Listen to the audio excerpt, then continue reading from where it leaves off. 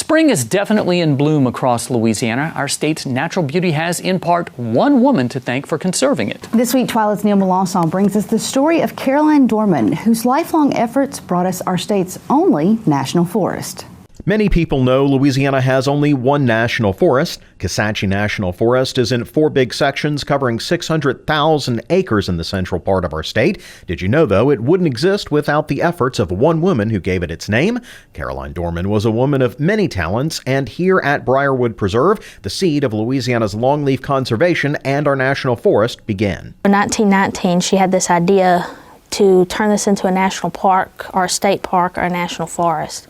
So for the next 10, 11 years, she spent pretty much every minute talking to people, writing letters, trying to get this forest established.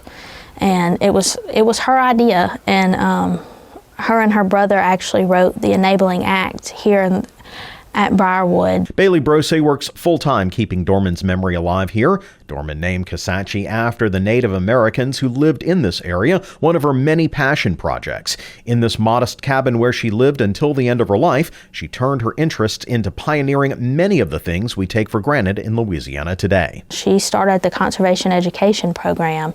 She founded the Kisatchie National Forest. She was an early Louisiana hybridizer.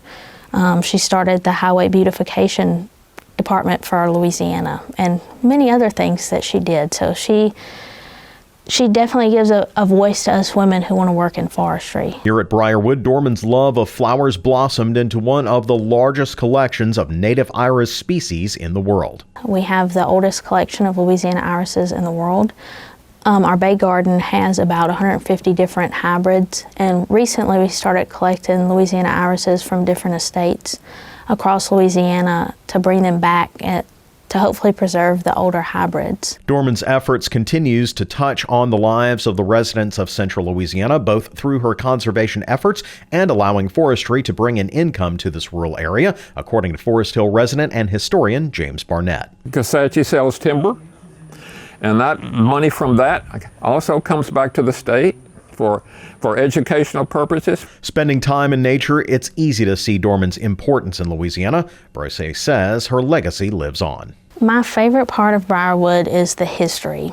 Now, I love plants, I love birds, I love all wildlife, but being able to talk about the history of this place and the history of this community is absolutely my favorite part. We have such a rich history, and not just with Caroline Dormon, but I think she has one of the most important parts of Louisiana history, and it's truly a shame that not many people know about her. This big tree next to me is known as Grandpappy. It's a longleaf pine that's about 300 or 400 years old, being preserved right here at Briarwood, and longleafs like this one are being replanted all across Kisatchie National Forest to be enjoyed for generations to come, all thanks to Caroline Dormon. Reporting from Saline, Louisiana, I'm Neil Melanson. On April 12th, the Briarwood Preserve will hold its annual picnic, and if you're interested in attending or want more information, you can visit our website at twilatv.org.